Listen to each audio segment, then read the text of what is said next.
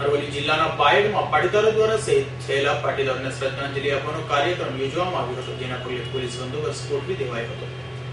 અરવલ્લી જિલ્લાના બાયડ નજીક આવેલા તેનપુર ગામે પાટીદાર અનામત દરમિયાન રાજ્યના વિવિધ શહેરોના જે પાટીદારો શહીદ થયા છે તેઓને શ્રદ્ધાંજલિ આપવાનો કાર્યક્રમ અનામત આંદોલનના પ્રણેતા હાર્દિક પટેલ અને એસપીજીના પ્રમુખ લાલજી પટેલના પ્રમુખ સ્થાને યોજાનાર છે। આ કાર્યક્રમમાં મોટી સંખ્યામાં મહિલાઓ, યુવાનો તેમજ બાયડ તાલુકાના તમામ પાટીદારો સ્વયંભૂ રીતે હાજર રહેનાર છે। ત્યારે અરવલ્લી જિલ્લા પોલીસે પણ કાયદો અને વ્યવસ્થાની સ્થિતિ જળવાઈ રહે તે માટે ચાંપતો બંદોબસ્ત ગોઠવી દીધો છે।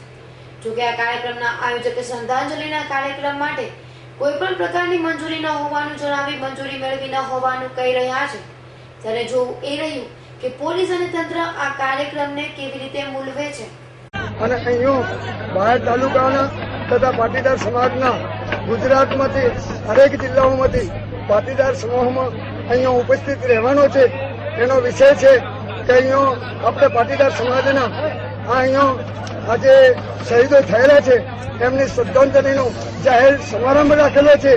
તે બદલ અહીંયા જે જનમેદની આવવાની છે એની અંદર આપણે ગુજરાત રાજ્યના માન્ય હાર્દિકભાઈ પટેલ તથા લાલજીભાઈ પટેલ તથા બોર્ડ કમિટીના કમિટી સભ્યો અહીંયા ઉપસ્થિત રહેવાના છે। અલ્પેશ રાઠોડનો રિપોર્ટ, S9 ન્યૂઝ, અરવલ્લી।